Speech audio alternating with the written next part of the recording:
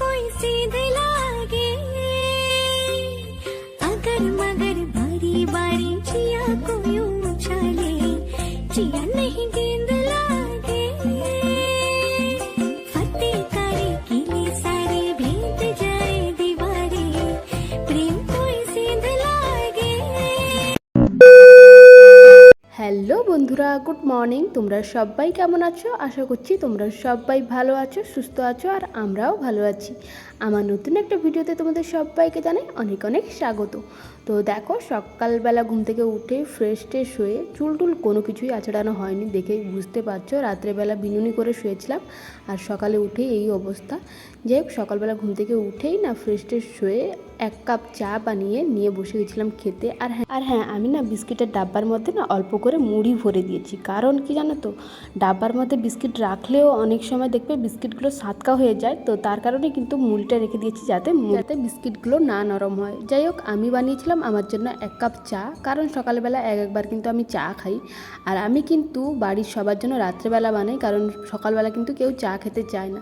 এই খাওয়া দাওয়া কমপ্লিট করে এদিকে দেখো চলে এসেছিলাম কুদলি ভাজা করতে। আর আমি রান্না করতে এসে একটু ঢং করছিলাম, একটু নাচ করছিলাম আর কি। নাচটা তোমরা হয়তো অবশ্যই বুঝতে পারছো। অ্যাকচুয়ালি কী বলো তো, সারাদিনে কাজকর্ম করে না মানে ক্লান্তি ভাবটা থাকে, তো তার কারণে না একটু গান বাজিয়ে নাচ শুরু করে দিই, যাতে মনটা ফ্রেশ, মানে শরীরটা একটু ভালো থাকে, মনটা একটু ভালো থাকে আর কি। তো তার কারণে না একবার কিন্তু নাচ শুরু করে দিই, মানে ফোনের মধ্যে গান চালিয়ে নাচা শুরু করে দিই, যাতে সারাদিনের যে ধকল বা স্ট্রেস বা বলে মন খারাপ বলো, ওই জিনিসটা যেন কেটে যায়। তো তার কারণে না একবার কিন্তু আমি ভিডিওর মধ্যেও নাচ করতে শুরু করে দিই, আবার কখন অফ ক্যামেরাতেও কিন্তু ভিডিও মানে গান চালিয়ে কিন্তু নাচ শুরু করে দিই। যাই হোক, ভাজা ওই সাইডে বসিয়ে দিয়ে এসেছি, কিন্তু আমি এই সাইডে দেখো কাজগুলো করছি, কারণ ওইখানে ভাজা হতে হতে আমার এইদিকে কিন্তু এই যে বিছানার বেডশিট বলো, বালিশের মানে খোল বলো, মেয়ের জামা কাপড় বলো, এগুলো একটু সার্ফ জলে ভিজিয়ে রাখছি, যাতে ভাজাটাও হয়ে যাবে, ততক্ষণে আমার জামা কাপড়গুলো একটু জলের মধ্যে ধোয়া মানে জলের মধ্যে ভেজানো হয়ে যাবে। তারপর আমি ভিজিয়ে নিয়ে আমি কিন্তু স্নান করতে যখন যাব তখন কিন্তু জামা কাপড়গুলো কেচে নেব। এদিকে দেখো দিদা ঢুকেছিল, ঢোকার সময় কিন্তু ফোনটা পড়ে গেছিলো। যাই হোক, কোনো কিছু হয়নি, অতটুকুনি ভাগ্য ভালো যে কোনো কিছু হয়নি ফোনের মধ্যে। তো ফোনটা তুলে নিয়েছিলাম, দিদা বুঝতে পারেন যে আমি ভিডিও করছি বলে। এদিকে দেখো মানে বিছানার বেডশিটটা আমি দেবো মানে বালতির মধ্যে দেবো সার্ফ জলে, ওই সাথে কিন্তু মানে মাথায় চলে এসেছে যে আমি কুদলি ভাজাটা বসিয়ে দিয়ে এসেছি, কী হলো না হলো দেখতে গেছিলাম। দেখে এসে এদিকে দেখো জামা কাপড়গুলো ভিজিয়ে প্রায় বলতে গেলে আধা ঘন্টা মতো কিন্তু রেখে দিয়েছিলাম। আর হ্যাঁ, তোমাদের দাদাভাই কিন্তু বাড়িতে থাকলে আমার এই বেডশিট বলো বা জামা কাপড়, মেয়ের জামা কাপড় বলো, কোনো কিছুই কিন্তু ধুতে হয় না। বাড়ির যেগুলো কাজ থাকে ওইগুলো করি, কিন্তু এই সব কাজ তোমাদের দাদাভাই কিন্তু করে নেয়।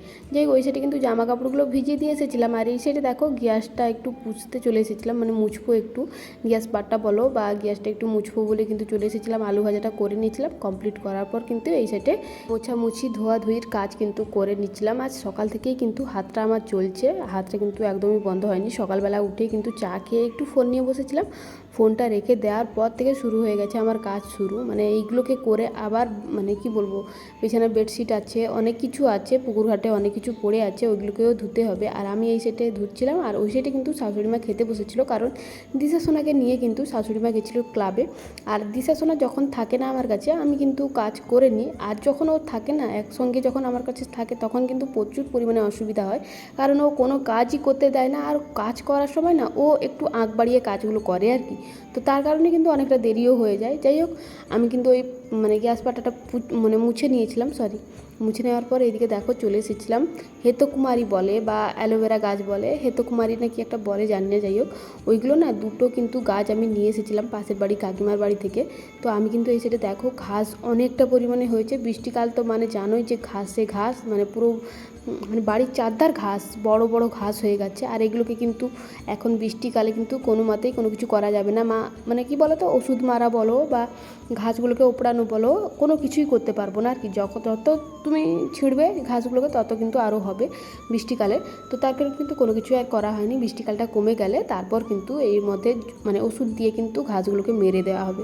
যাই হোক, আমি কিন্তু হেতকুমারী গাছগুলো কিন্তু এইখানেই লাগিয়ে দিচ্ছিলাম, কোদাল দিয়ে কিন্তু ভালো করে ঘাসগুলো পরিষ্কার করে নেওয়ার পর আমি কিন্তু গাছগুলো লাগিয়েছিলাম। লাগিয়ে দেওয়ার পর আমি স্নান করতে গেছিলাম, স্নান টান কমপ্লিট করে এসে এদিকে দেখো চলে এসেছিলাম জামা কাপড়গুলো রোদে দিতে। মেয়ের জামা কাপড়গুলো দিচ্ছিলাম, আমার জামা কাপড়গুলো কিন্তু দিয়ে দিয়েছিলাম। আর হ্যাঁ, আজকে কিন্তু ভাবছি একটু গদিগুলো রোদের মধ্যে দেব, কারণ আজকে একটু রোদ বেরিয়েছে আর বেশ কয়েকদিন ধরে কিন্তু রোদই বেরোচ্ছিল না। আর বৃষ্টির মধ্যে না মানে কি বলতো, আমি কিন্তু 7 দিন অন্তর কি ওই 5-6 দিন অন্তর কি 7 দিন অন্তর কিন্তু আমি গদিগুলোকে রোদের মধ্যে দিই, যাতে গদিটা মানে বৃষ্টিকাল মানে তো জানো যে সাথে সাথে গন্ধ থাকে ঘরের মধ্যে। তো তার কারণে কিন্তু গদিগুলোকে আমি মানে সপ্তাহে একবার করে কিন্তু গদিগুলোকে রোদে দিই। এদিকে দেখো দুটো মাদুর কিন্তু নিচে দিয়ে দিয়েছিলাম, তারপর কিন্তু গদিটা দিয়ে বালিশ পাশ বালিশ যেগুলো ছিল ওইগুলোকে কিন্তু দিয়ে দিয়েছিলাম। তারপর নিচে এসে ছাদ থেকে নিচে এসে বসে গেছিলাম খেতে। খাওয়ারের মধ্যে নিয়েছিলাম পান্তা কুদলি ভাজা, আর এই যে দেখতেই পাচ্ছ মা কিন্তু শশা কেটেছিল, তো ওইগুলো দিয়েই কিন্তু আজকের খাওয়া দাওয়াটা করছি। আর জানো তো আজকের দিনটা ছিল রাখি পূর্ণিমা। মনের মধ্যে একটু কষ্ট হচ্ছিল, কারণ কি জানো তো, বছরে দুটো দিন আমরা কোনো মতেই কোনোভাবে কিন্তু মানে আনন্দ করতে পারি না, যেটার কারণ হচ্ছে আমাদের ভাই নেই। তো তার কারণে কিন্তু রাখি পূর্ণিমাতে বলো বা ভাইফোঁটায় বলো মানে ফোঁটা দিতে পারি না। হ্যাঁ দিই, একবার দিই, কিন্তু মানে কোন বছরে দিই আবার কোন বছরে দিই না, সেটা হচ্ছে আমার জেঠুর মানে ছেলেদের মানে দাদা হবে জেঠুর ছেলেদের কিন্তু একবার দিই। মানে কোন বছরে হয় আবার কোন বছরে হয় না। নিজের ভাই থাকলে কিন্তু প্রতি বছরই মানে নিজের ভাই থাকা আর পরের ভাই থাকা সেটা তো সম্পূর্ণ আলাদা বিষয়। তো তার কারণে একটু মনটা খারাপ লাগছিল। সারাদিন কিন্তু কাজের মধ্যে মানে কাটিয়ে নিয়েছিলাম। আমাদের এই বছরের দুটো দিন কোনোভাবেই মানে স্পেশালভাবে কাটে না, আর হই হুল্লোড় আনন্দ বলো কোনো কিছুই হয় না। তো মন খারাপ করে তো আর কোনো লাভ হবে না বলো, যেটা আমাদের ভাগ্যে আছে সেটাই হবে। তো যাই হোক, সকালবেলা না রান্নাবান্নাটা মা করেছিল, আমি আর করিনি। তারপর দেখো বিকালবেলা বাবা নিয়ে এসেছিলো ইলিশ মাছ, তো ওই ইলিশ মাছগুলোকে কিন্তু কাটতে বসে গেছিলাম। দুটো ইলিশ মাছ নিয়ে এসেছিলো, তো ওইগুলোকে কেটে কুটে আমি কিন্তু ভালো করে ধুয়ে রেখে দিয়েছিলাম। তারপরে এদিকে দেখো মানে পুকুর সাইডে না একটা পেয়ারা গাছ আছে, ওই পেয়ারা গাছের মধ্যে বেশ কয়েকটা এবছর না পেয়ারা ধরেছিল আর কি। তো আমি একটা পেয়ারা তুলে কিন্তু মানে এই শেষ পেয়ারা ছিল এটা গাছের মধ্যে, ওটাকে তুলে কিন্তু খাচ্ছিলাম। পেয়ারাটা কিন্তু খুব সুন্দর মিষ্টিও ছিল। আর আমি গেছিলাম একটু ঘুরতে, ঘুরে এসে সন্ধ্যাবেলা দেখো, সন্ধ্যাবেলা না ওই প্রায় বলতে গেলে 8:30 কি 8টার দিকে কিন্তু আমি চলে এসেছিলাম রুমের মধ্যে। গদি টদি কিন্তু রোদের মধ্যে যে দিয়েছিলাম না, ওইগুলো কিন্তু মানে বিছানার মধ্যে পাতা হয়নি, তো এগুলোকে পাতবো বলে কিন্তু তার আগেই কিন্তু ফ্যানটাকে একটু পরিষ্কার করে নিচ্ছিলাম, কারণ ফ্যানের মধ্যে কিন্তু অনেকটা পরিমাণে ধুলো জমে আছে। দেখেই বুঝতে পারছো মাথার মধ্যে কিন্তু ধুলোগুলো পড়ছিল বলে আমি কিন্তু মাথার মধ্যে কাপড়টা দিয়ে দিয়েছিলাম। আর এটা পরিষ্কার করতে গিয়ে আমার যা ভয় লাগছিল, কারণ আমি কিন্তু মানে কি বলতো বিছানার ওপরে না টুল দিয়েছিলাম, টুলের ওপর দাঁড়িয়ে কিন্তু ফ্যানটাকে পরিষ্কার করছিলাম। প্রচুর পরিমাণে ভয় লাগছিল, কারণ নিচে যে গদি আছে, গদি বলতে কি বলতো শোলের গদি থাকে, তার ওপরে কিন্তু মানে তুলোর গদি দেওয়া হয়।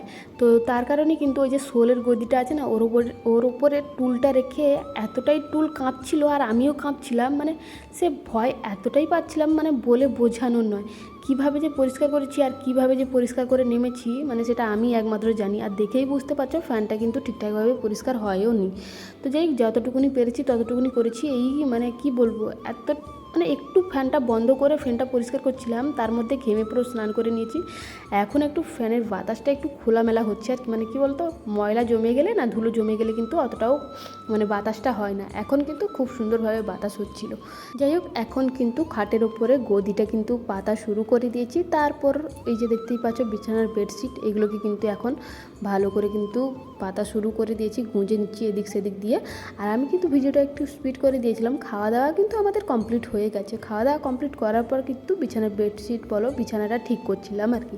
আর দিশা সোনা আছে ওই সাইডে ও দাদুনির সঙ্গে, ও বলছিল যে ও দাদুনির সঙ্গে ঘুমোবে বলে, কিন্তু ওকে বারণ করাতে ও কিন্তু আমার সঙ্গেই ঘুমিয়েছিল। কারণ এখন মেয়ের সঙ্গে ঘুমিয়ে ঘুমিয়ে এতটাই অভ্যস্ত হয়ে গেছে, মেয়েকে ছাড়া ঘুমোতেও ইচ্ছে করে না। তো চলো আজকের ভিডিওটা এই পর্যন্তই।